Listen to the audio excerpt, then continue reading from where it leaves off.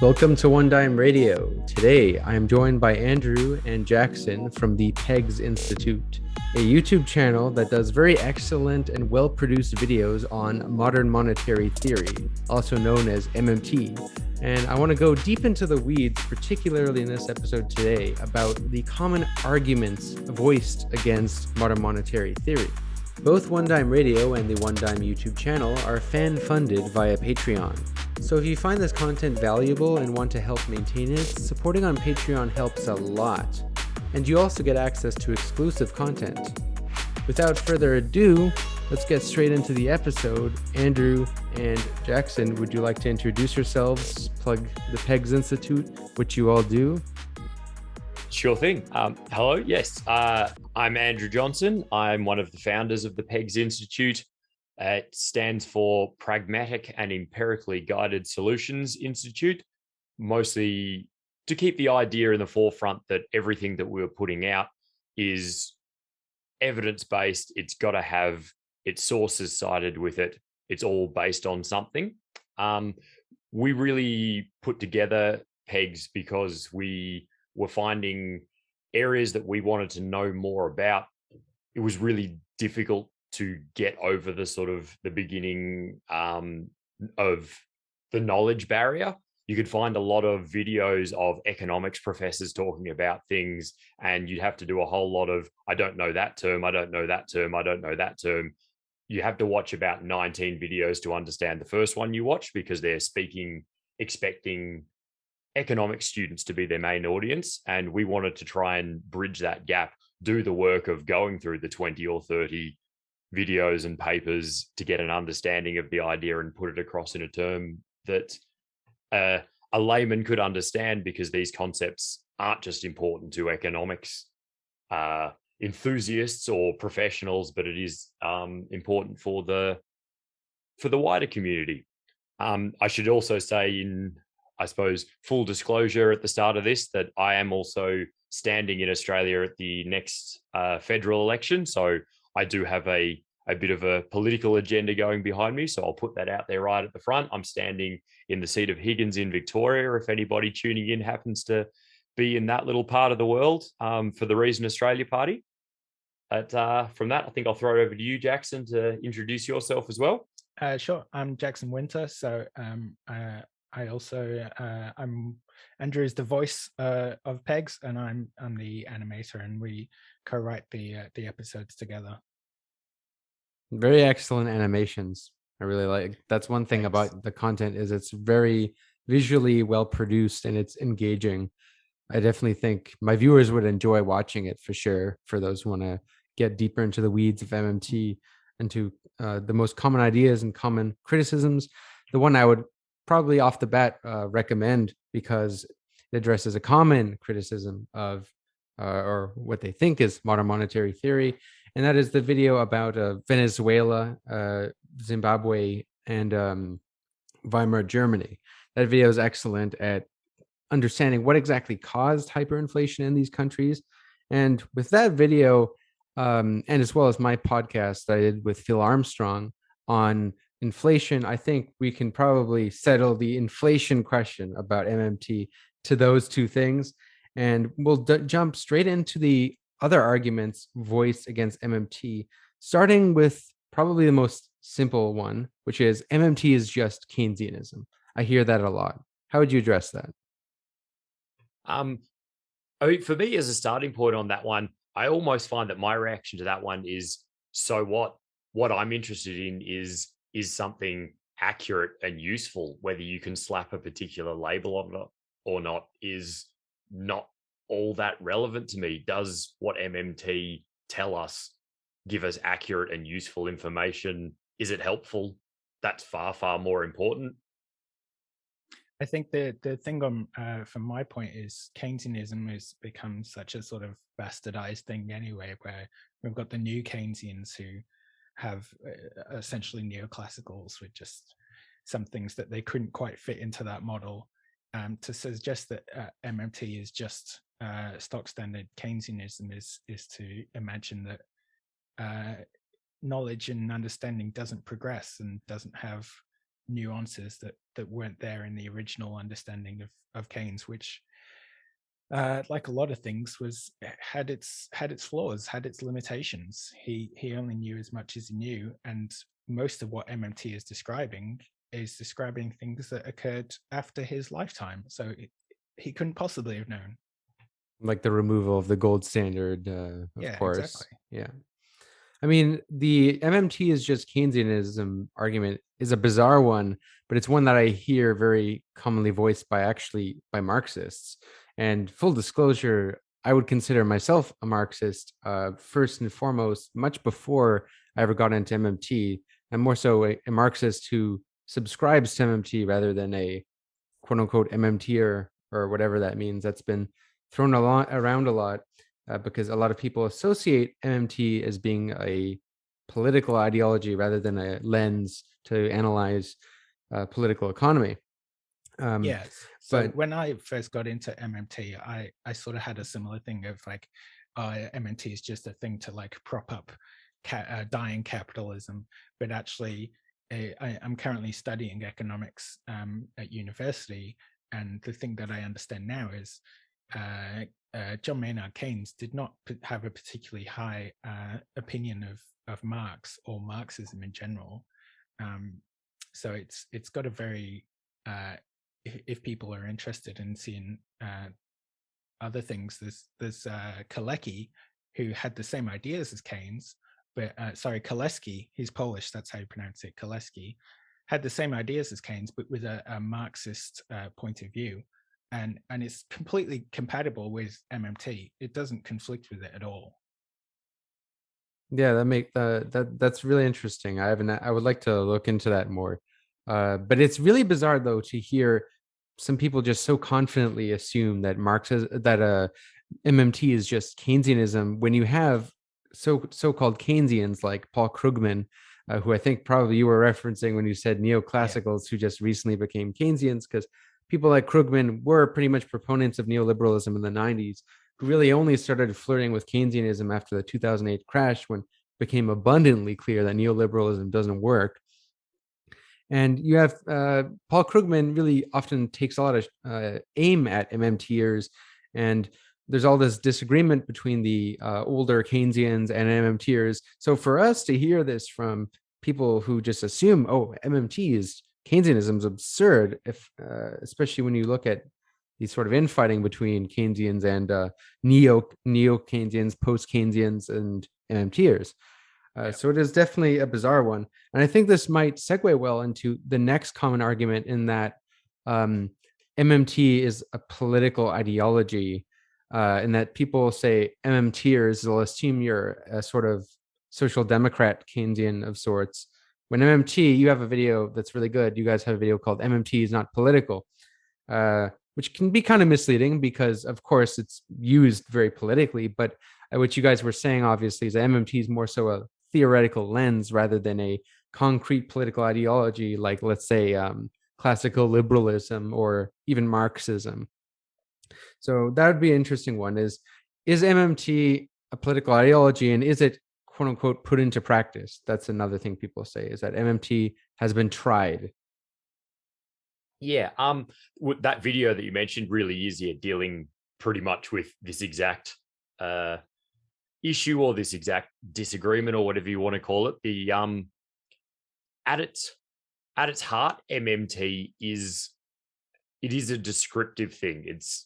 The T is there as a theory for a very good reason. It's not a set of instructions as a thing. It's a way of describing what is actually going on. It's the truth of how a certain type of economic system operates, and it's the system that probably most of your viewers are living under, as it is in the US and Canada and the UK and Australia and many, many other countries around the world. I think a lot of the idea that it's a political ideology comes from the fact that most of the high profile people who are advocates of MMT also are politically active people. So the things that they're espousing as well as espousing MMT, may not necessarily be MMT in itself. If you know someone as an MMTer, everything they're saying isn't necessarily in itself MMT. There are, all of them are into this because they have a keenness and excitement about the political world as well. They're interested in it, so they've got a lot of things to say on a whole lot of different topics, usually often economically based, but their ideas come out as well.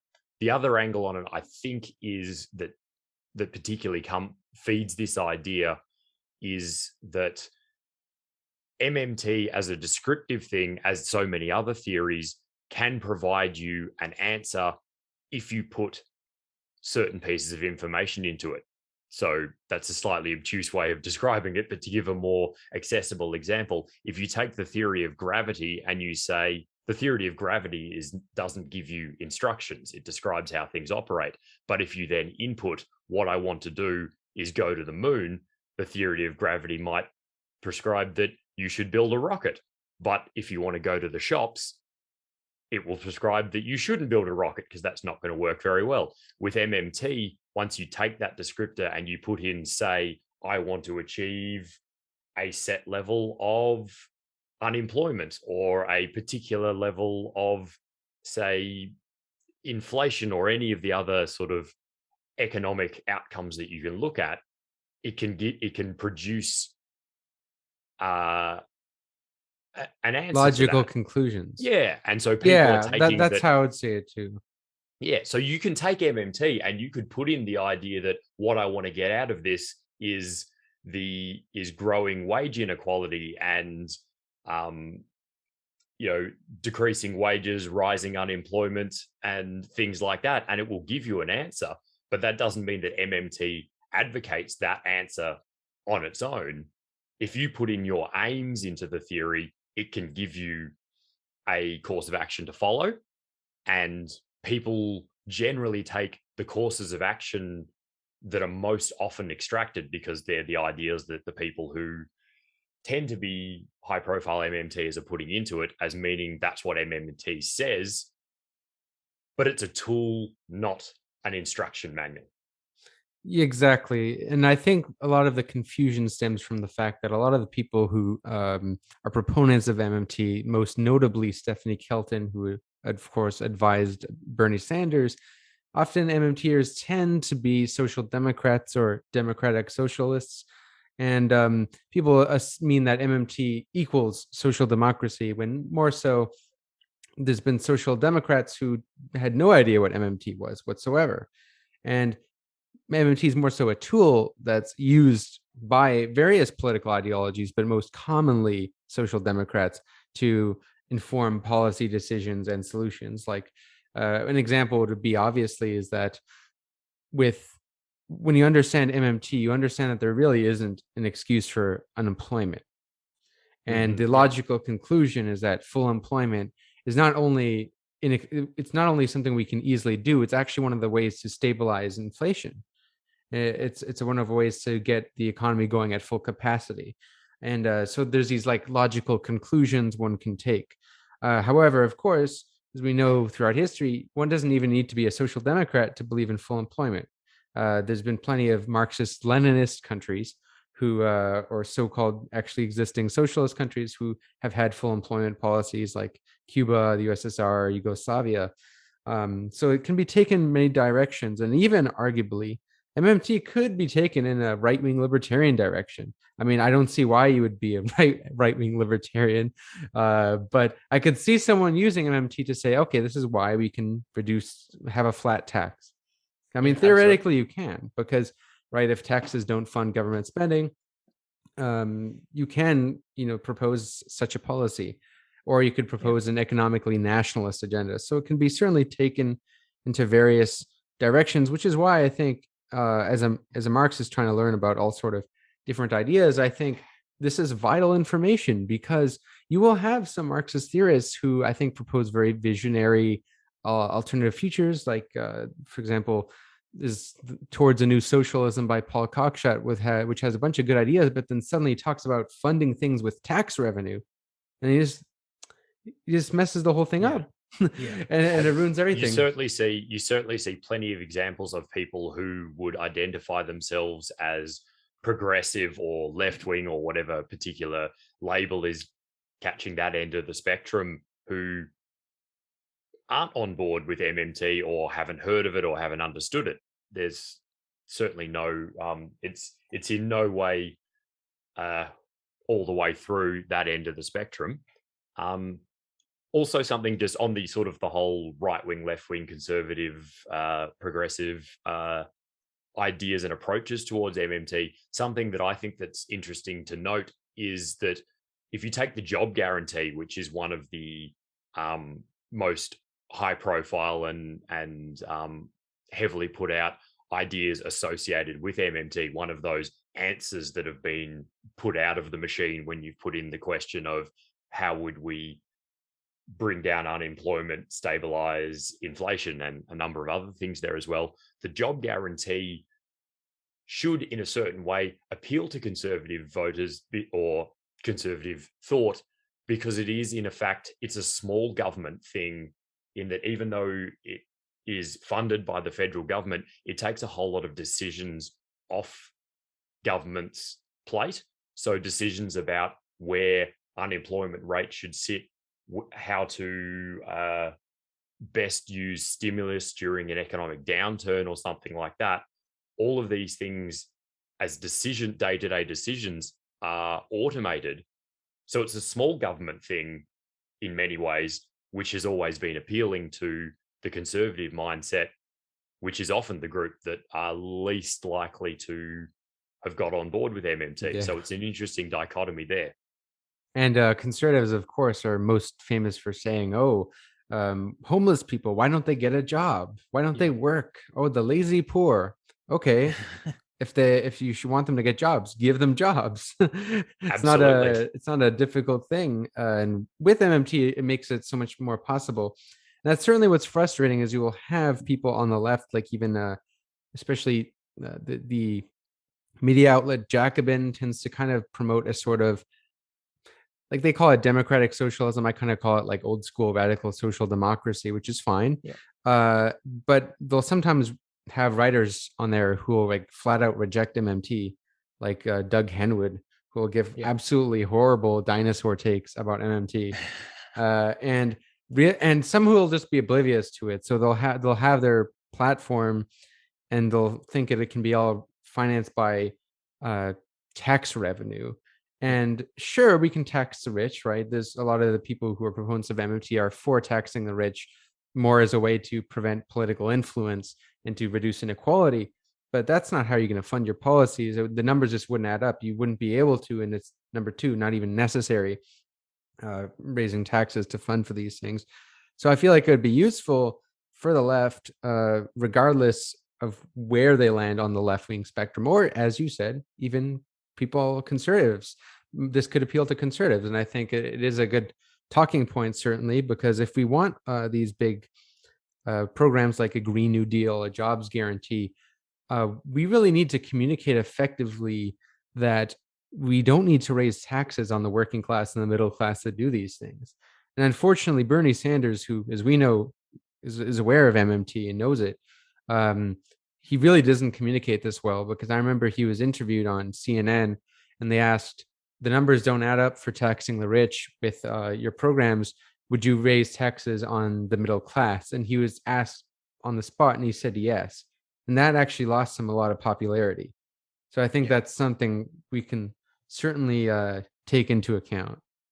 So I have a bit of a nuance on the political ideology question, which is that I see a lot of, there's all that you mentioned Krugman before, who will do a lot of saying, oh, MMT is nothing new. We always knew this stuff. We've always known about this. It's not an innovation. Yeah, he didn't know about it like 2 years ago. Yeah, exactly. So he'll say this, he'll pretend, or maybe he did know it and he just ignored it. But the point is that that in ignoring it, he's the one making the political decision. It's the new Keynesians or the neoliberals. They're using their economic understanding as a political ideology. So when they accuse MMT of doing that, that's because how they approach economics. and that's their framework for understanding what economics is. So they're just the phrase that I've seen before is right wing accusations are confessions. Yeah, and another thing that might be useful for understanding this is, and I think where the common association with MMT and Keynesianism and MMT as a political project or policy is the fact that during COVID, we've seen a huge influx of the money supply in many countries, especially the United States, especially with quantitative easing, which, as we know, quantitative easing is not a MMT policy or even really a social democrat policy. It's a monetarist neoliberal policy that pretty much gets the private sector, private banks to create most of the money. And, or, I mean, depending on your definition of money, it's not really creating new money, but that's more the nuances there. But because we've seen this huge influx in money and spending and kind of a large scale acceptance of deficits around the world in countries that were usually associated to be neoliberal, people are saying that MMT is now the dominant ideology, that MMT is being, quote unquote, put into practice. And some are even taking this to say MMT has been put into practice, and because of inflation that we see now, it has failed. How would you respond to this? Well, I think the first place for that to come back to is to a point that we have sort of talked about already, is that MMT can't be put into practice if it's a descriptive lens rather than a set of instructions. You can't put the theory of gravity, to take the other example, or the theory of the germ theory of disease into practice. They just are. It's a thing that exists. To allow a sort of a generous approach to that idea and say that what the people who are saying that are really trying to say is that the ideas that MMT advocates are asking for has been put into practice, because I suspect that's really what they're actually trying to say. Generally, MMT advocates are saying that for deficit spending, you don't need to go into government, quote unquote, debt, issuing of bonds or borrowing and things like that. I'm not aware of any country that has decided that they can just abandon debt and deficit spend without using that as a thing. The idea without issuing bonds, just to be clear to the audience. Without issuing bonds or borrowing from a body like the IMF or from another country, or any of the other ways that a country could go into debt if it were true that they needed that money, or they decided that they needed to do that. A lot of countries do these things because they've legislated for themselves that they have to, but that's, of course, it's a choice to start it, it's a choice to end it. Like the US debt ceiling is the most probably well-known international example of that, but plenty of countries have legislated for themselves that they have to do that. But I don't think there's any country anywhere or any jurisdiction that is actually operating on all those sort of things, that is running a federal job guarantee. So the idea that the things that MMT advocates generally are asking for has been put into practice, that's just not true at a pretty certainly base not level now. glance.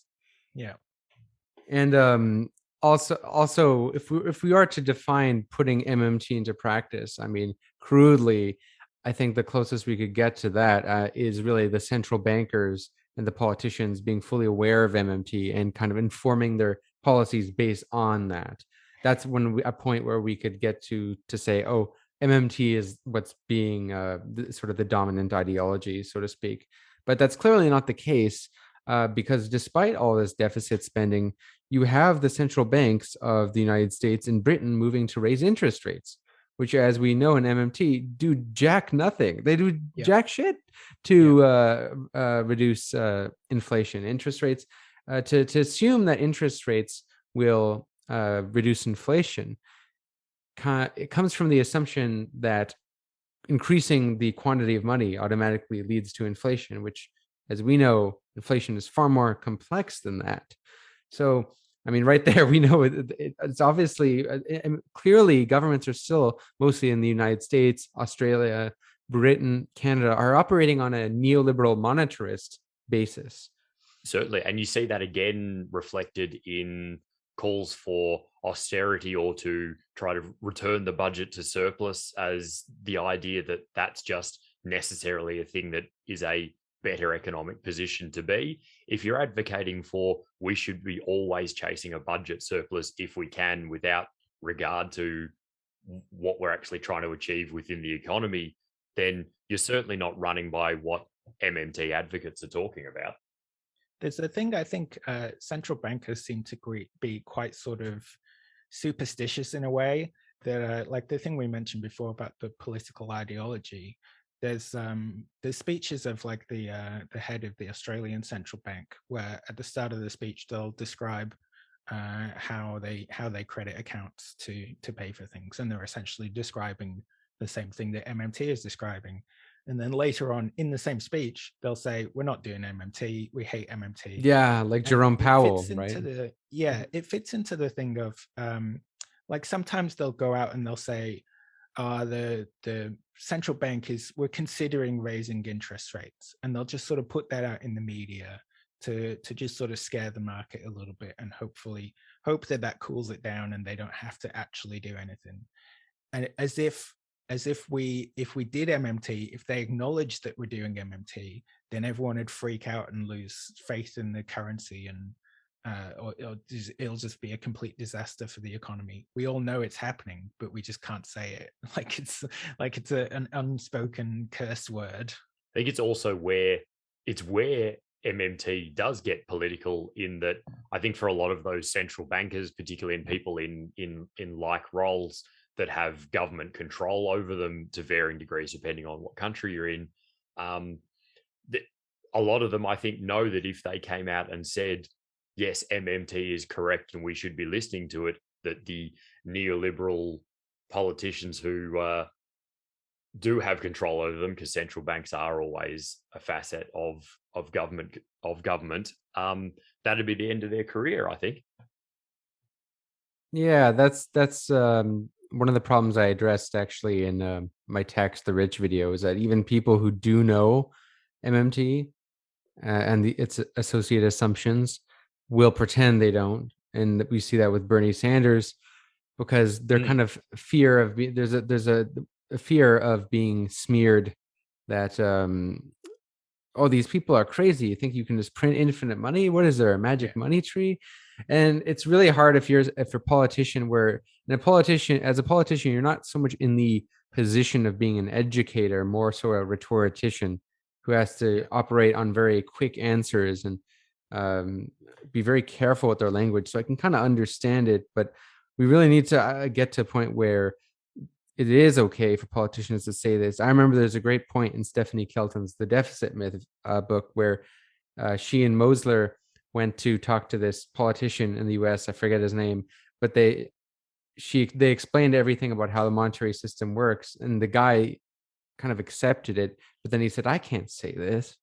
Yeah, I remember that passage in the book. And I think that is certainly very true out there. I mean, to take another example, I can recall in the not too distant past in Australia, the head of our central bank basically making public statements to say, basically begging the government to act, because what the central bank could do, what they're empowered to do, wasn't going to cut it. So the idea that all of these issues are solved by raising and lowering interest rates and the various things that the central bank has the power to do, they were basically saying as clearly as he could, we need the government to be pulling levers for this to actually work. The things that are within the control of the central bank just aren't enough. Approaching it purely as a monetary approach just isn't going to work. We need your help. Mm-hmm. And I think another reason why people do think that MMT is being accepted by central bankers is because there is this there is evidence that a lot of politicians and central bankers are clearly aware of how that money isn't that spending isn't being financed by taxation, and that deficits don't actually matter. You have Dick Cheney famously saying Reagan proved deficits don't matter, and you have the central bankers like Bernanke and Jerome Powell saying that we just create money on a keyboard. They're pretty open about it, but this Especially does when not. you're under oath. Yeah. Oh yeah, and it's definitely still not an indication that they quote unquote accept MMT or even know of the theory, because they're still obviously, as we said, abiding by this kind of assumption that it's the quantity of money that's creating inflation, and there's still this idea that we have to monetize the debt through issuing bonds. So clearly, it's not actually being put into nothing is being put into practice. It's not the operating ideology, but I think what we can say is that a lot of some of the core assumptions of MMT, which are the ones that are probably the most contentious, being that taxes don't fund government spending, and that the debt is really just like a national savings clock more than it is like an actual debt in a private sense. These things are accepted and known by the insiders in the institutions, and you have Beardsley Rumble, or as far back as the Roosevelt administration in the 1940s, saying that taxes for revenue are obsolete, right? And this is when the U.S. is still on a gold standard. So there's clearly a knowledge there, and I think that gives validity to MMT indirectly, because where MMT is one of the only ideologies, or not, sorry, not ideologies, one of the only frameworks that is really open about this, about deficits not mattering and about the functions of taxation. So I think it does give a lot of validity to this. But because then they'll go turn around and say, you have Jerome Powell say, MMT is just wrong. I think there's a structural reason for this. And because those in power, if they really admit that MMT is a valid theory, there really isn't any excuses anymore. There's no excuses for austerity, and there's no excuses for these neoliberal policies that give power to the capitalist class over the working class. So I think that's the ultimate reason why they don't accept this theory. Absolutely. I think the wider public lack of knowledge of the reality of the government-based economy is a tremendous tool for people who want to get political outcomes that aren't in the best interests of the widest number of people. Yeah, absolutely.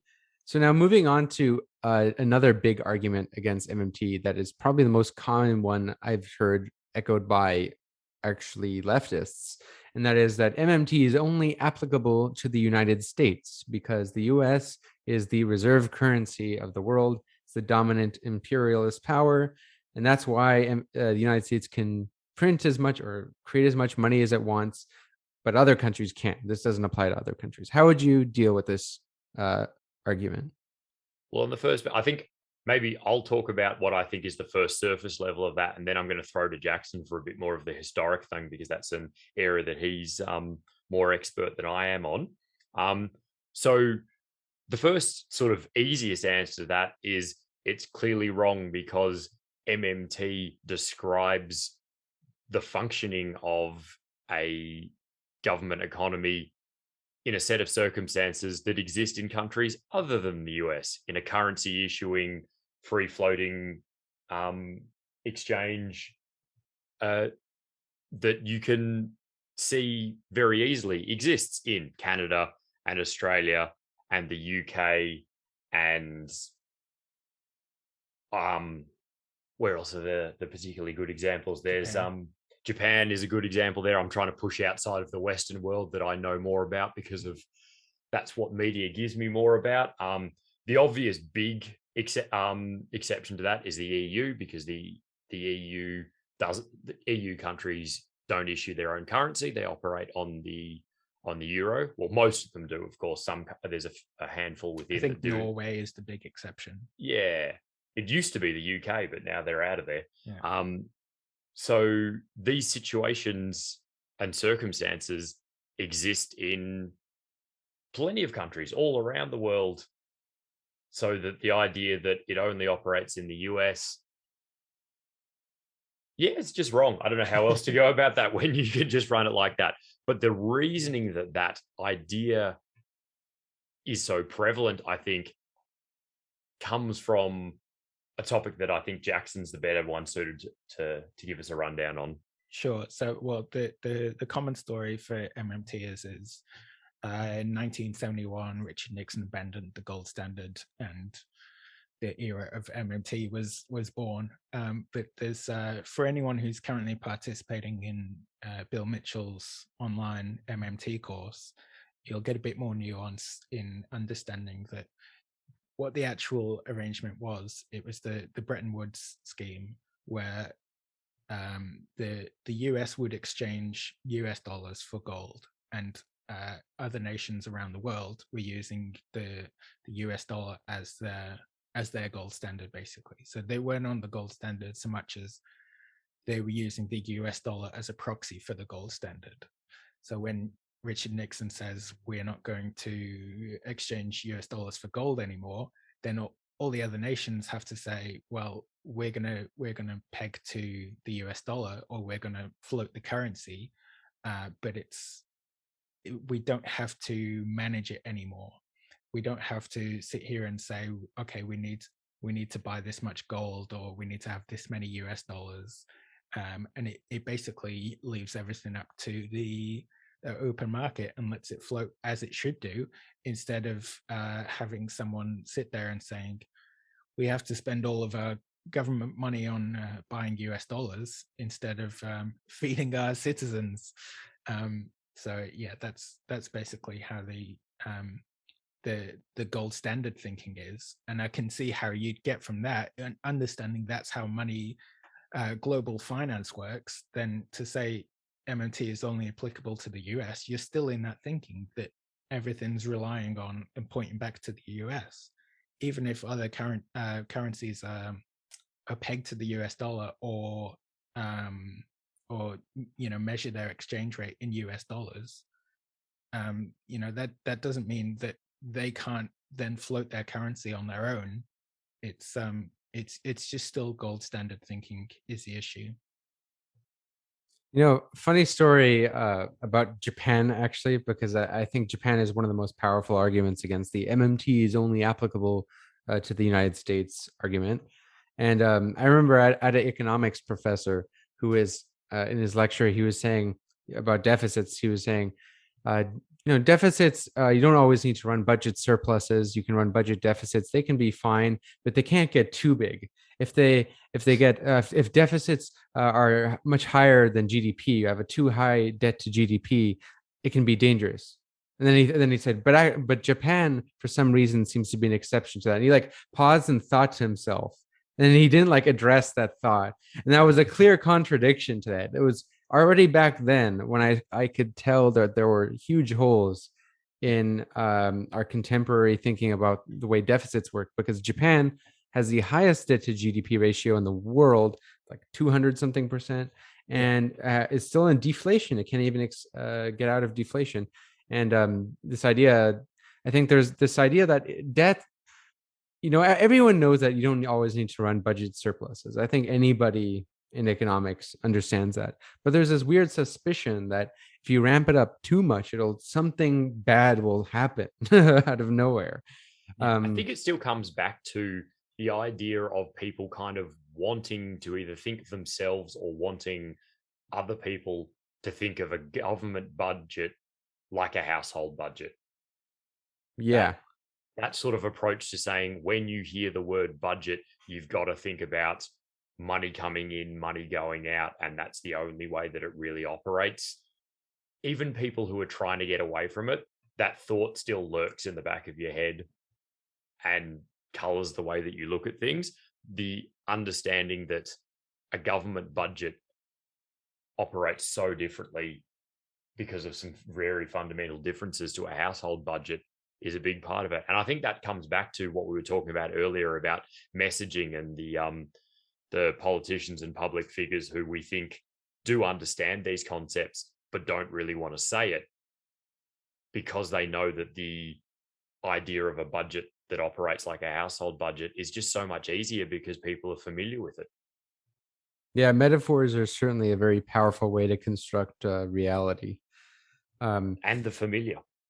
But I think another reason, even though I mean it's so easy to disprove that MMT is not just applicable to the US, it's applicable to any country that is currency sovereignty.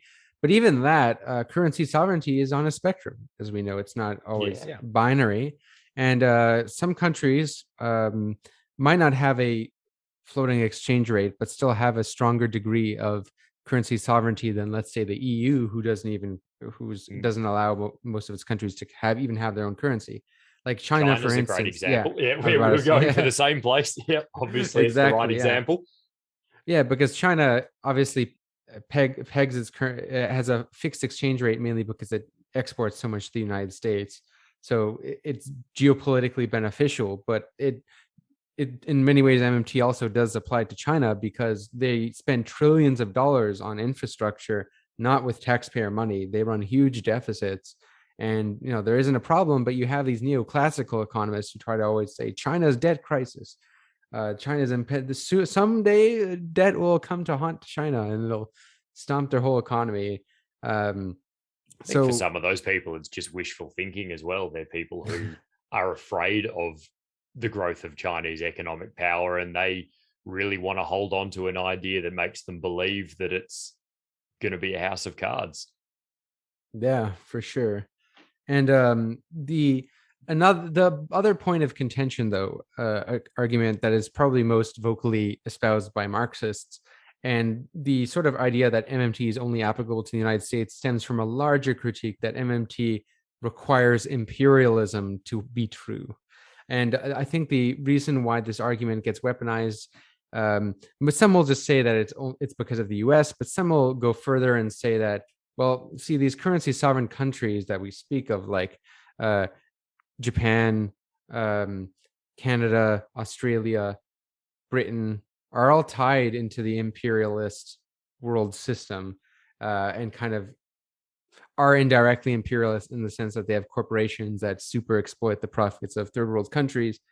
But to that, I think, off the bat, there's an easy rebuttal to that, in that the EU countries also do the same thing. Many countries like France also super exploit people in the global south, but do not have currency sovereignty, and MMT is not applicable there. So it's not such a direct relationship like people think. But there is this idea that it requires imperialism to have this power of the currency so that you can create more currency without it depreciating in value and having hyperinflation. That's, I think, the argument that the Marxists often make. How would you address that?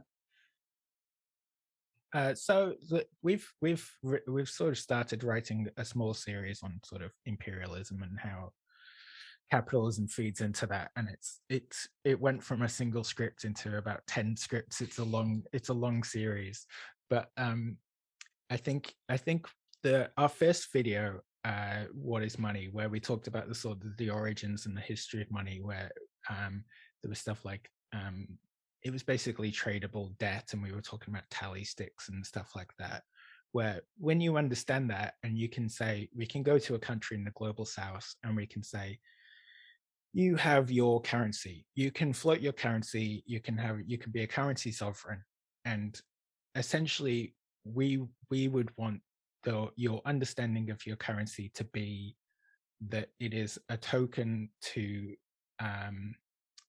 inspire production, essentially. So we don't want to come in and say, here's your tokens to trade with the US or any other country, here's your token to get people to trade with each other inside your own country domestically, and to produce their own goods and services. Now, obviously, because the capitalist hegemony around the world, there is an extreme amount of imperialism that we would have to get rid of to enable that sort of sovereignty and freedom. But that's got nothing to do with MMT. That's just the sort of neoliberal system that we've created. And if anything, MMT accounts for that, because it's the imperialism that prevents other countries from having currency sovereignty, rather than MMT requiring imperialism to work. It's more that imperialism makes it so MMT isn't applicable to countries because, for example, countries that will try to produce their own food and not rely as much on exports and thus and imports, and thus not need as much foreign currency debt to function. They'll often be influenced by the United States and Europe and have like coups or regime change operations. Most notably Thomas Sankara in Burkina Faso, breaking from France and tried to establish food sovereignty. We know what happened to him. But so if anything, it's imperialism that prevents countries from using MMT to inform their policies, than MMT requiring imperialism.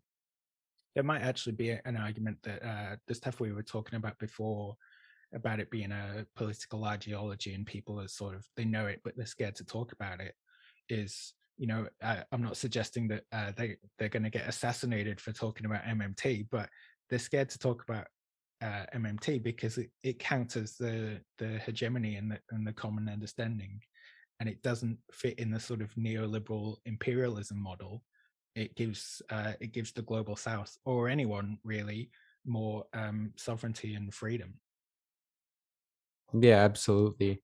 But this is the other thing is, I think also the argument that this requires imperialism comes from just not even understanding the presuppositions of MMT itself, because sort of the thing I often hear is that the Nordic countries fund their social programs with super profits exploited in the global South.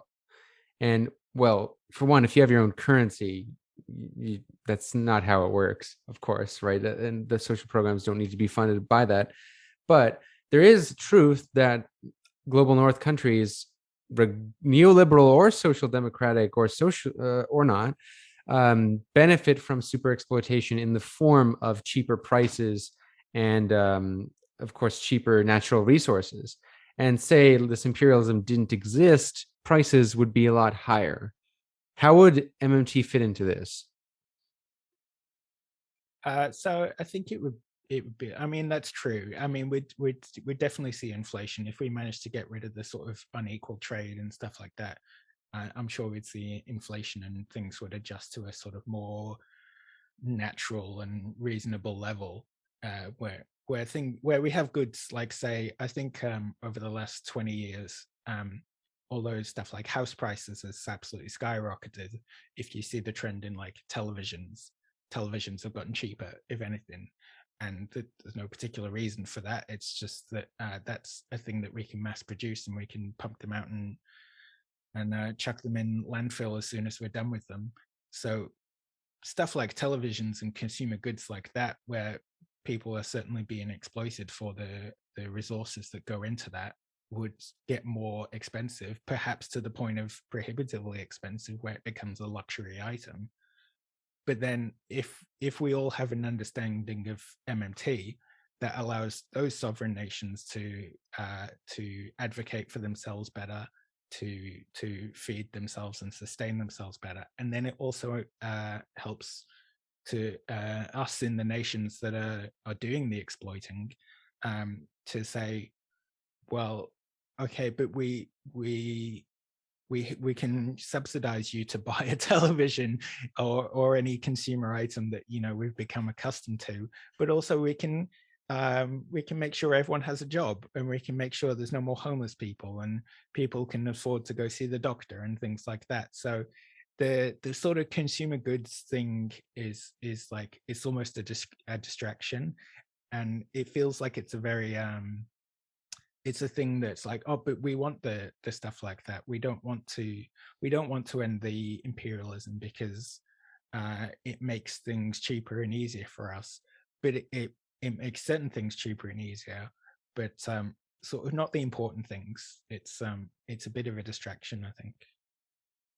It's also kind of a tricky thing, right? Because the way it's often framed is it's the global North exploiting the global South, and by and large, in terms of the corporations exploiting the workers, that's pretty true. But it's not like it's really that one-dimensional. because you have, for example, the bourgeoisie of Mexico will profit from exploiting their own people and other people in other global South countries. Like you have Mercado Libre, which is like the Latin American Amazon, which exploits workers in Latin America. And so it's not exactly that. It's not as straightforward as people will think, because they'll say, oh, these countries that happen to be countries where MMT is applicable because they have currency sovereignty are imperialist countries. Well, if we expand the definition to imperialism to financial domination of one country's corporations over another, this applies to all sort of countries, not just currency sovereign nations. So I think that's another good way of sort of dismissing that. But another thing I think this stems from is because some people will get, I think, especially on the left, like on the Marxist left, they'll perceive MMT as a sort of threat to their theory, and there's this implication that capitalism can possibly exist and not be completely dysfunctional, and there's this fear that, oh, if we accept this, there's this idea that we must reject any sort of theory like this because we need to justify revolution now. That's the only way we can possibly do anything. I think it comes from this sort of instinct, because I've heard this argument unironically before a lot, that MMT is a liberal psyop to save capitalism.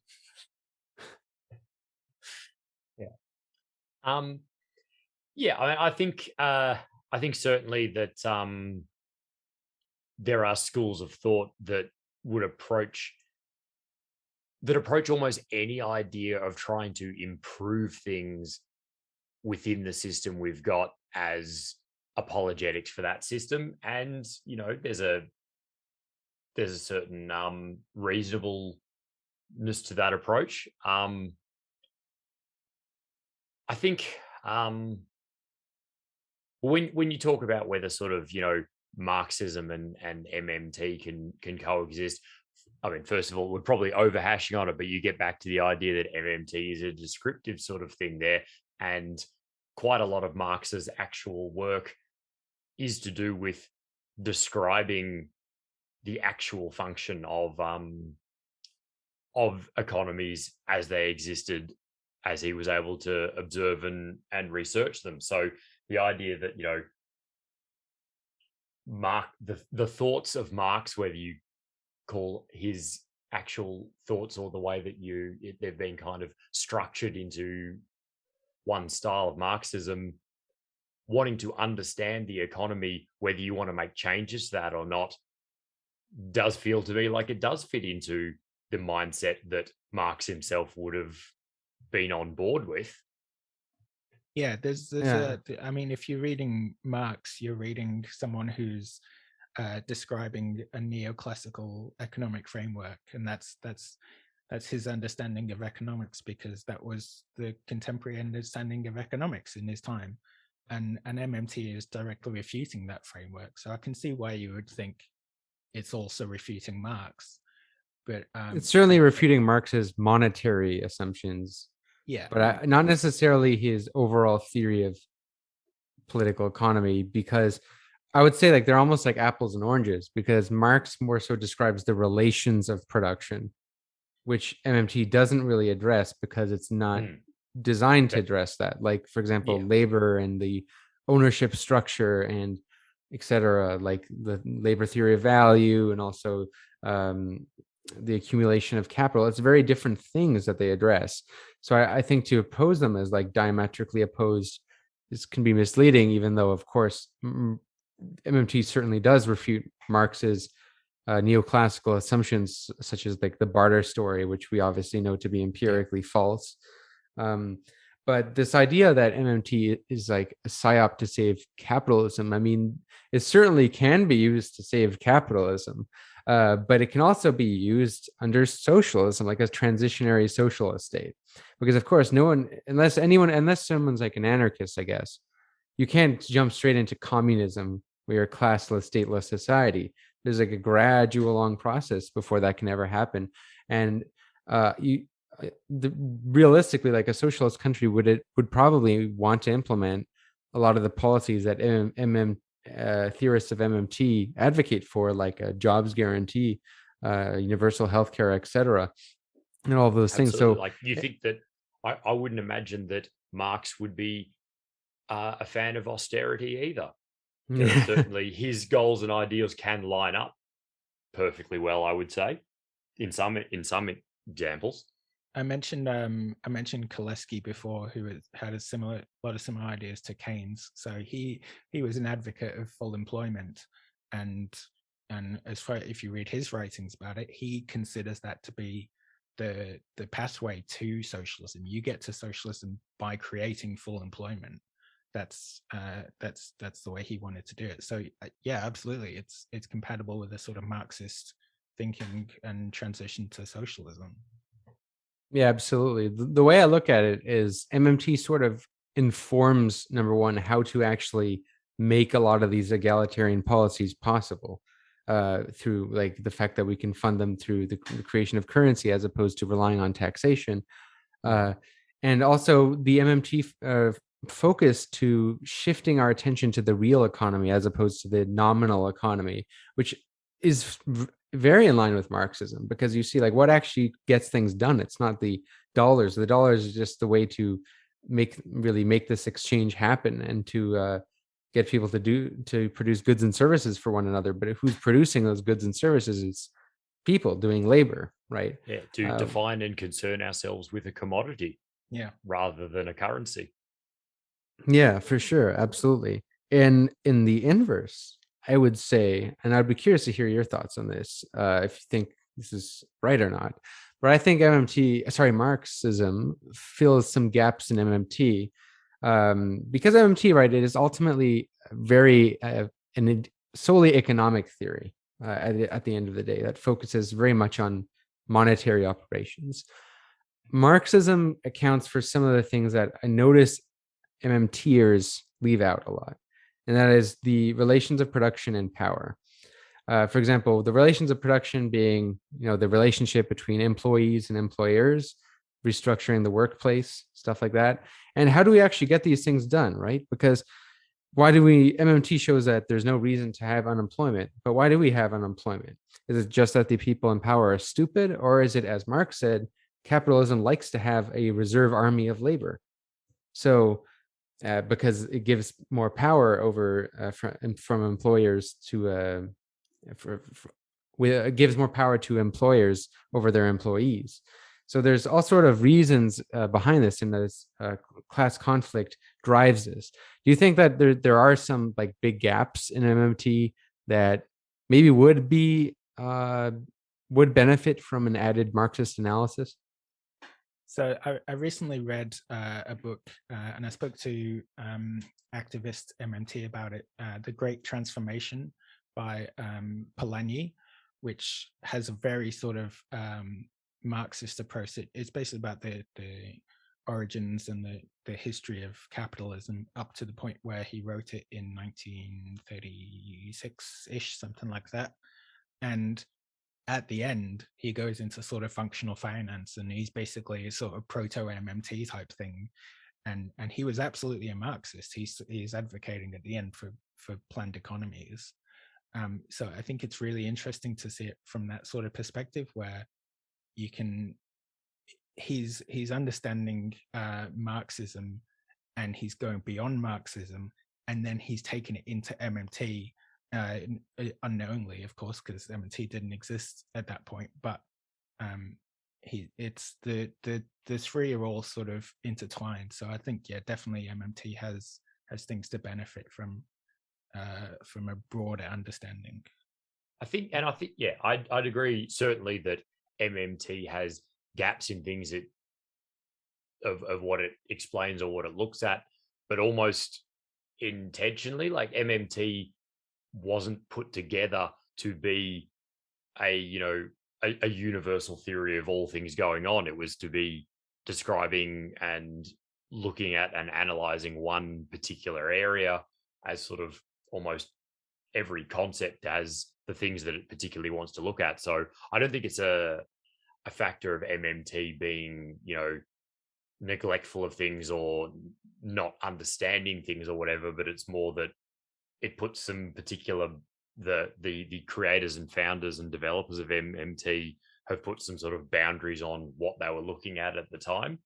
It really sort of, from my best understanding, grew out of people operating in an area and looking at it and saying, hold on, what people are saying about this isn't true. I'm looking at the real world. I'm looking at this happen, and what they're saying isn't right. So it wasn't something that grew out of, whereas I think Marx sort of starting point was to try and put together a broadest understanding of the whole topic that he was looking at. He was coming at it to be philosophical and to sort of explain as much as he could and to understand as much as he could. Whereas I think MMT more started as going, hold on, there's a fault here. We've got to look at that fault. So their intentions in starting point of what they were trying to create, I think, were a little different. Yeah, absolutely. There's so like that. I kind of hold a similar position because, yeah, MMT doesn't really have a theory of class conflict and power, but that's not what it was designed for. Yeah. So we should use it for what it's designed for, and that doesn't. So that means that we shouldn't rely solely on it to inform our politics, but doesn't mean we should reject it either. We can use it in unison with other political theories that can help inform a more coherent politics and how to go about things. Absolutely. I'll give an example as to. I was just going to say, I think it's there's a quote that Jackson's very fond of, which he will remind me who the person to attribute it to is, but that there are no panaceas. As I was thinking the exact same thing. Yeah, I knew it. It's Eleanor Ostrom. She talks about there's no panaceas. We can't have just one answer that explains everything. We've got to be pluralists. Yeah, you've got to have the whole toolbox. You've got to look at different things. No one thing will give you all the answers that you're looking for. Yeah, I fully agree. I mean, especially as the world changes, there's a lot of multifaceted phenomena that necessitate a variety of frameworks to address. And that's the thing where I can see why some Marxists who might see with MMTers, they might they'll use MMT and then they'll jump straight to the conclusions of full employment, jobs guarantee, all these policies, which I certainly agree with. But there isn't like especially with the MMTers like L. Randall Wray, Warren Moser, there isn't really a lot of thought put into exactly how to achieve these policies, which is where I think Marxism can play a big role. Because there is a sense, I really like Warren Moser because he talks so directly about things, but there is a sense that I think he thinks that a lot of like the people in power are just stupid. And they might be, but they're stupid because it benefits them. If it's willful ignorance, if that's the case. And this is where I think Marxism is useful, and why ultimately I sort of moved. I went from being really a social democrat for a while to being more of a Marxist, and that's because I noticed throughout history we really only got a sort of social democracy that lasted and was successful in response to more radical movements, whether that be anarchist movements, militant labor movements, or communist movements. So that was whether it be in Nordic countries like Finland, and then Finland, which is before World War II, Denmark and Norway, Sweden after World War II, of course Roosevelt during the Great Depression. We have of course, Britain and the NHS after World War II. So many examples of really we're getting these policies in response to more radical movements. So I think it's almost like we should be careful not to just approach the policies of full employment and expect them just to merely be implemented just right away through electoral politics. There needs to be that sort of threat to the capitalist order for it to really be implemented. Or else, and also we should be thinking more broadly about the relations of productions as well. Maybe we should be thinking of how to give more workers control over production, right?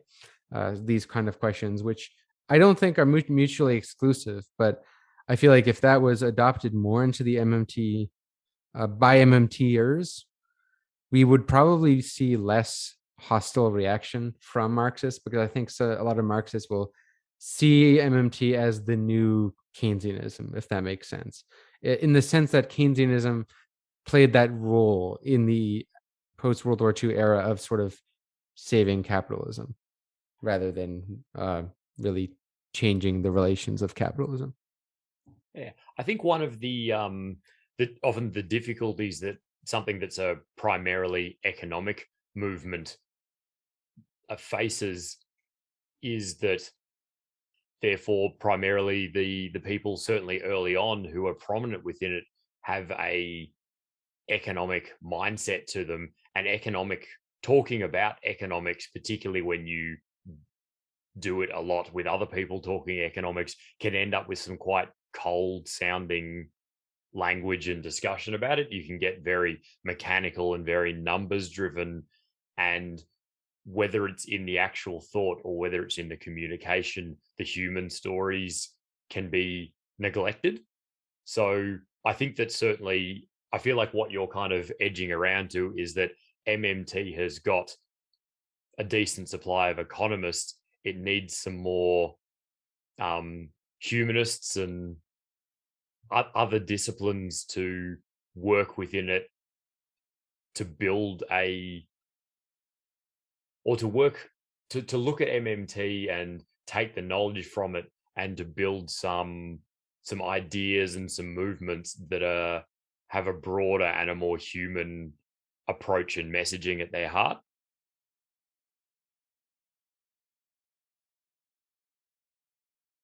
Yeah, I think I know what you mean. That's the fault that a lot of economists have in general, is that there is this kind of, especially with with Warren Mosler, really will describe things as kind of as they are in an objective sense, which is really good for convincing the skeptics, I think.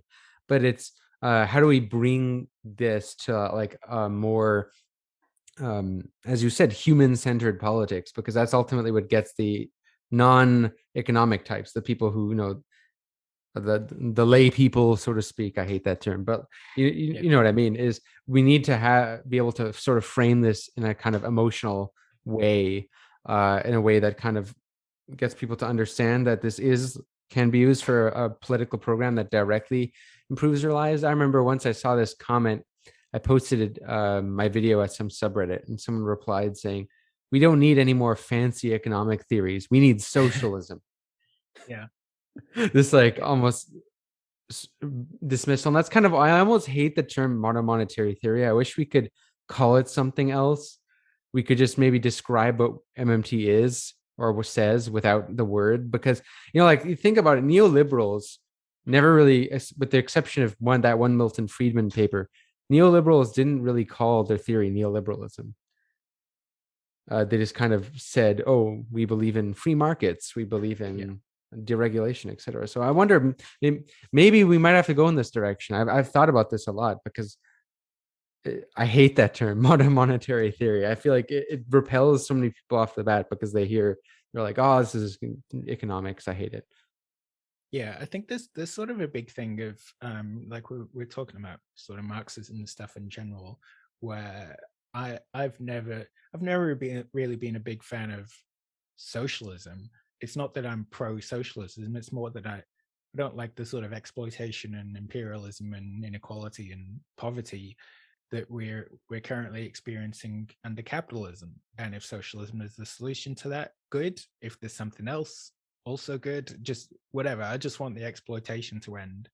And I think in a lot of ways, something like socialism or MMT is sort of like a transition stage to be able to get us to just look at things differently, to understand things differently, to not say we're currently in a paradigm of neoliberalism that's not only really existed since mid 1970s, but it seems so pervasive and just all consuming that it's like, well, but it's always been like that and it could never be any different. But it's only existed for about 50 years. So of course it can be different and of course it can change. So I think your point is the stuff about the language is definitely right, in that there's a lot of stuff about branding and thinking and sort of perception of things that we need something to sort of just break that veil and just cut through a little bit to help us see what's on the other side and what could possibly be beyond. Right. Yeah, definitely. I think another thing also is that you said with labels like socialism and whatnot. I think socialism has been kind of destigmatized now, but like words like communism and Marxism definitely are still very thoroughly stigmatized, which is why I also tend to, depending on who I'm talking to, like if I'm around a bunch of Marxists, I'll be like, yeah, I'm a communist. Basically am. But if I'm trying to persuade a person who has very negative associations and they associate communism with Stalinism or whatever, I'll be much more cautious with my language. Sometimes I'll use post-capitalism or something like that, because like you said, at the end of the day, it's not like when our ideas are put into action, you'll get like a perfect system or whatever. This is all a transition. It's a big process. So it's almost why I do like the term post-capitalism, and sort of the ideas of MMT can be sort of put under that umbrella as tools to kind of go through that process. Now that said, I really have two last arguments against MMT that I hear mainly in YouTube comments in my most recent video. One is that banks create 90% of the money. So MMT is irrelevant. And I think the reason why they say that, I mean, that might seem kind of absurd to us, but because you hear people like Warren Mosler and Stephanie Kelton say the government is the monopoly issuer of its currency. And because private banks do create actually the majority of the money we use in terms of credit, that can seem in conflict with MMT. Tell us why that's not the case. Well, I think the first point for that is that to remember that although the sort of the most famous and high profile aspect of MMT is looking at government spending and how that operates, that MMT does include an understanding of banks and how they fit into the system. So if banks create, from situation to situation, 90+% of the money, MMT still includes understanding that. So that being true doesn't change whether MMT is relevant or not. If MMT is looking at banks as well, whatever size role banks have to play in it, MMT is still relevant. So that's it. Like, you can certainly see plenty of MMT as talking a lot about endogenous money creation and those sorts of things. And if you haven't, you can look to Randall Ray and Stephen Hale in Australia are excellent examples of people who talk at length as MMT advocates about the roles that banks play in doing exactly that. So yeah, the first level thing of it, that they're irrelevant when they are looking heavily at it, is hard to give that too much credence as a standpoint. Jackson, there's also the technicalities of it. I think even though private banks create most of the money people actually use in terms of the creation of debt, they're still able to do so because of the government. I mean, because the government central bank controls, they're able to heavily manipulate the amount of reserves banks have, which manipulate interest rates, which manipulate money being lent. So when we were writing our video on this subject, I think we went through a lot of drafts of this script to try and make it understandable and concise. And I was advocating a lot for including, I was trying to describe it as when the banks make money, they make like a bank token. So you've got Bank X makes Bank X token, gives it to their customer, and then they go to the government and say, hey, we've given this customer our tokens. Is that cool with you? Basically. And I think we left that out in the final script because it was confusing, but it's sort of like, if we didn't have the government there to back that up, the bank's making the money, but the government has to be there to support that, because otherwise you just got bank X tokens and bank Y tokens, and it's the whole money system collapses. I heard someone say once that thinking that private banks, because private banks create most of the money we use, that we rely on private banks for the creation of money, and that thus the government is subordinate to private banks, is kind of like saying that we rely on Ticket Hub for Beyonce tickets, just because they happen to sell most of the Beyonce tickets, mainly because they're the sort of the intermediary. And they're not the main creator of of how money first actually gets there. They're a dealer rather than a primary producer. Yeah. So I mean, I think that is, as we could tell, not a hard one to refute. But I mean, maybe just address this a little more clearly, is when they say the government is the monopoly issuer of the currency. If taken literally, that means no one else can create the currency, but private banks can create debt, which is like creating money. How do these coincide? Well, I think a lot of that, the concept of how banks create money is one of those ones where it's a real mind bender until it clicks. And as soon as the concept clicks in your head, it all makes sense pretty clearly, but it can take a bit, which is why we went through so many iterations of that script to work out the most clear way to get this concept across. That for us to sort of get there first, we had to watch quite a number of hours of economics lecturers and things like that, and go through a bit of discussion ourselves to sort of make sure that we had the concept understood properly. I think that in terms of the relationship between the two, one of the most important aspects to help understand it and elucidate it is that when a private bank creates this money and gives it to you, that money, or puts it in your account, that money comes with a promise to use the bank's supply of government created currency. And that is what in the real world gives the bank money, the credit money that it's created, value. It's a promise that it will use that money that you don't have access to, because the accounts that this money is held in at the central bank, ordinary citizens don't have the ability to have those accounts. There's a very limited number of entities that are permitted to have those accounts.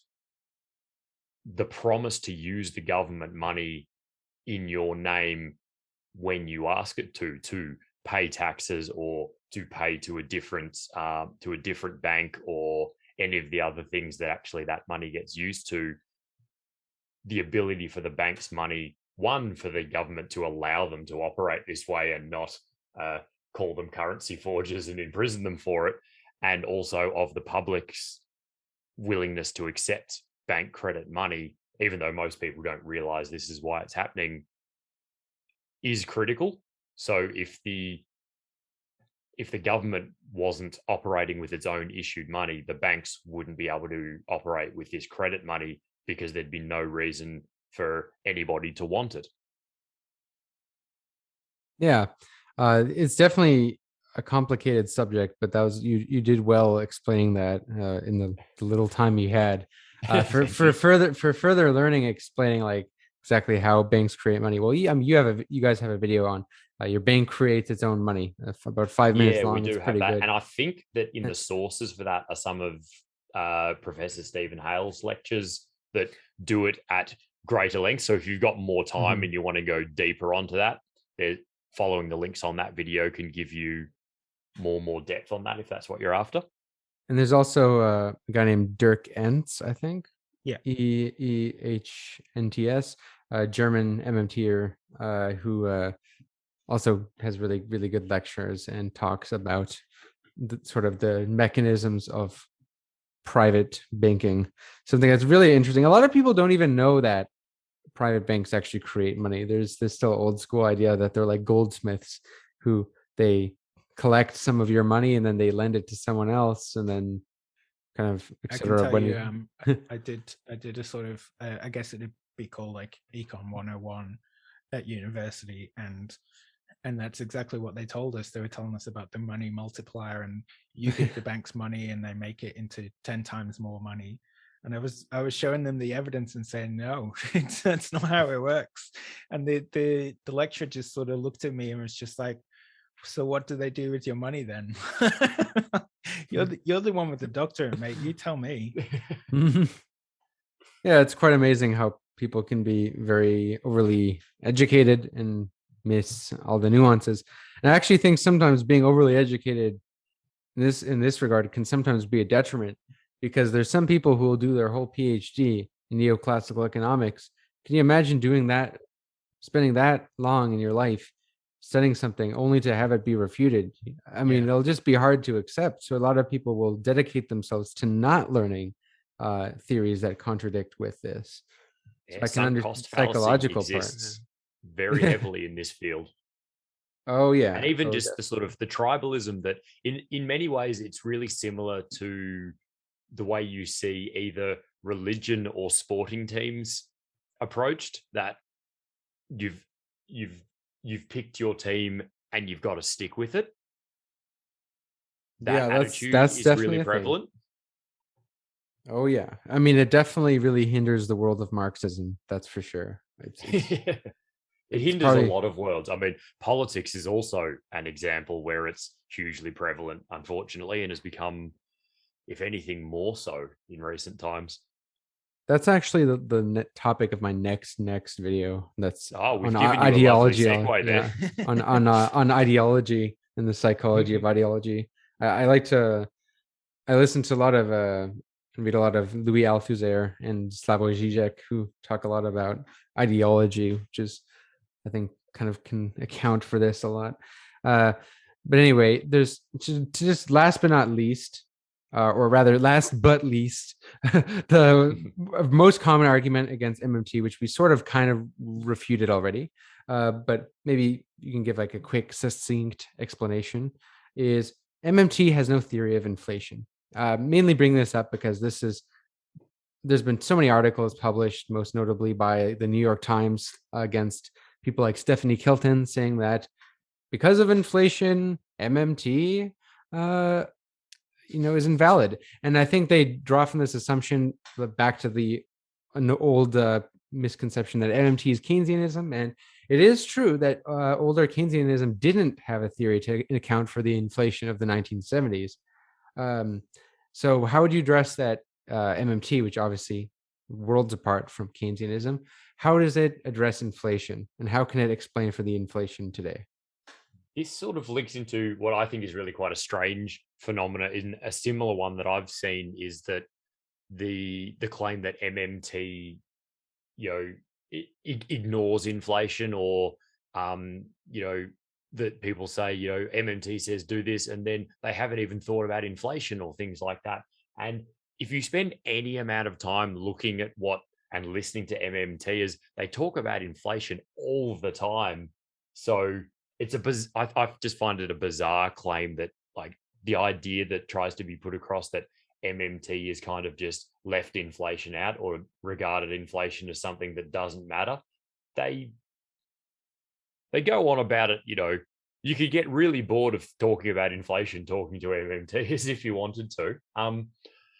Just as a sort of starting point for that, I think maybe, Jackson, did you want to jump in on the guts of this question? Sure. Yeah. So, I mean, the thing about inflation is I'm not sure that any part of the orthodox has any theory of inflation. I mean, that you mentioned Keynesianism, and so we brought in neoliberalism to explain the stagflation of the 1970s. But I can tell you from having read Friedman's work, he didn't understand the stagflation any more than Keynes or anyone else. Clearly not. I think the one thing that you could infer from someone who tells you that they understand inflation is that they don't understand inflation. Yeah, there's so much. Just saying that it's only always a monetary phenomenon is extremely one-dimensional just at the get-go. I mean, there's a thing. There's a great story if you read "The Divide" by Jason Hickel, and he gives an explanation of how there's sort of a straight line from the Israeli 6-day war to the OPEC oil crisis in the 1970s that basically led to the stagflation crisis around the world. And it's like this is really like to say this is just a monetary phenomenon is like, but we can draw a direct line, a course of events that led to this stagflation that was people deliberately raising the price of oil. And we're sort of seeing that right now in some ways, that there's certainly a lot of companies deliberately raising their prices because they can, and they can just blame it on inflation. And the orthodox are currently, inflation's happening, but companies are also at record profits. What a coincidence. The orthodox economists are losing their minds, saying no, if this was the case, why wouldn't they do that all the time? Like, well, it's because it's a marketing thing, because if they just raise their prices to ridiculous amounts, they have too much competition. But if they operate as a cartel and they all do it together and they do inflation, then they get away with it. And it's just, but I thought the perfect competition exists, but what about the equilibrium? Where's the invisible hand? So it's really, my models don't match up with this. I think you've really got to look at it in a very sort of broad sense. And it's I mean, sometimes it's even sort of it's not outside the economy, but if you're just looking at numbers of how much money we've spent in versus how much we've taxed, you're missing part of the picture. Well, you see, it's just crony capitalism. If it was perfect capitalism, where there's perfect competition, you wouldn't have this happen. If you went back to gold standard and you had a flat tax, balanced budgets, it would all be fine. That's how it works. This is the great thing. I mentioned Polanyi earlier, the Great Transformation, and he talks about that and how that essentially led to the First World War, and then not learning the lessons from that basically made fertile ground for fascism to come to light, which is a really interesting thing to say. Like, if we make our markets too liberal and too free, we're sort of laying the bed for fascism. Yeah. I mean, it is also convenient scapegoat for the ruling class, of course. I mean, there's a meme that's I like a lot that says, it's not feudalism that's the problem, it's crony feudalism.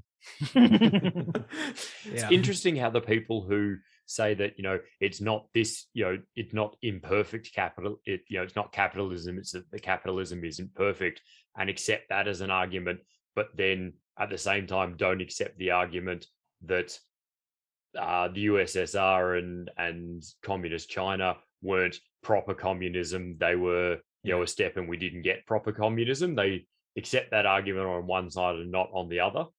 Yeah, exactly. They kind of a utopian thinking. They don't apply it to themselves. It's definitely a great irony for sure. And also, that's kind of why I opened up in the deficit myth video with saying that for thousands of years we believed in the divine right of kings, because this is sort of addresses an argument that I often hear against MMT, and that is, if it's all true, then how come it's not mainstream? How come we don't all know it? If it's so obvious, if this is how it works, then how come it's not being taught in schools? How come politicians don't accept it? Why isn't this public knowledge? I've heard that so many times. And if you look back in history, humans have believed all sort of wonky shit. We believe in the divine right of kings. I think that it must have been your video that helped me understand the divine right of kings bit, where I always thought that's weird that they really think the king was appointed by God. And no, it's not that they thought that God came down and spoke and said, you shall be king. It's that person is king, and God would only allow someone to be king if God approved of it. So it's the same thing of like, but the economy, just world theory or just world fallacy. So the economy wouldn't be working if MMT was true, and the economy is working, from a certain perspective. So MMT must be working false. If you're rich. Yeah. Yeah, absolutely. Yeah. So with that said, I think we covered pretty much everything I wanted to cover in terms of the main arguments. Is there anything you would like to add in terms of an argument against MMT you would like to swat down?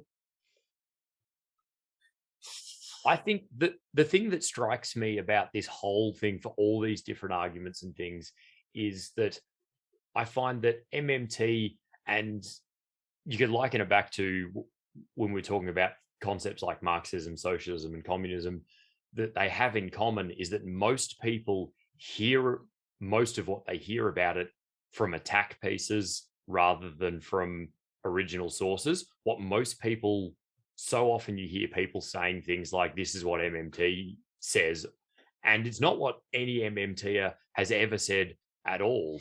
Most people are hearing about it from the first time by reading attack pieces that generally start with, at some point, a bit in it that says, this is what MMT says it. And you read it having read what actual MMTers have said and just go, no, it's not. That's just not true. Of what MMT says and does and is wrong, because they're hearing about it from people whose intention is to attack it and run it down.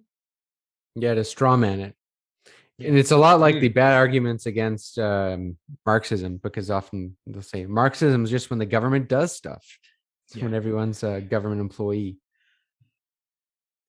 Absolutely.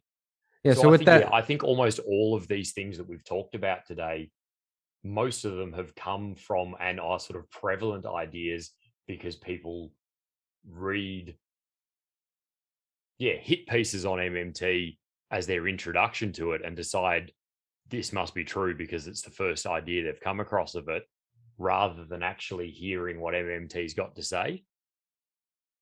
Yeah, absolutely. Yeah, so with that said, I think we swatted down a lot of arguments against MMT. Yeah. I hope this will be of use to all the One Dime listeners out here. And if you haven't already, I would highly recommend checking out the PEGS Institute. They have really fantastic content. They're very short videos as well, so you could probably binge them an entire day if you want to. And if you really like their content, you can support them on Patreon as well, and support One Dime Radio on Patreon if you haven't already. So Jackson, Andrew, it's great having you on. I think it could also be good to mention, just as an end thing. Oh yes, sorry, I was going to cut across you there. I was just going to mention that on PEGS, we haven't exclusively touched on economic issues. We've branched out in a few spots as well. So some other areas like you have a video on things like public broadcasting and the purposes behind that, and we've touched on areas of science as well. So we've been big on economics, but there are other topics that we get into as well, and more that we might hit in the future. Yeah, I think that's wonderful. That's a good idea, because it's also a way to attract new viewers and to kind of synthesize this with other things. It's like my channel, right? I never started off as an economics channel. Probably won't be. My next video is on space exploration. Oh, nice. Okay, so it's great having you on. Peace out to all the listeners. Thanks. Bye. If you enjoyed this episode and want to hear more like it, please consider giving the podcast a follow and giving it a rating on iTunes or Spotify, or wherever you listen to it. It really helps get the podcast discovered, and if you really enjoy the content and want to get access to exclusive episodes, consider becoming a patron. Thank you so much to all the One Dime supporters out there. Bye-bye.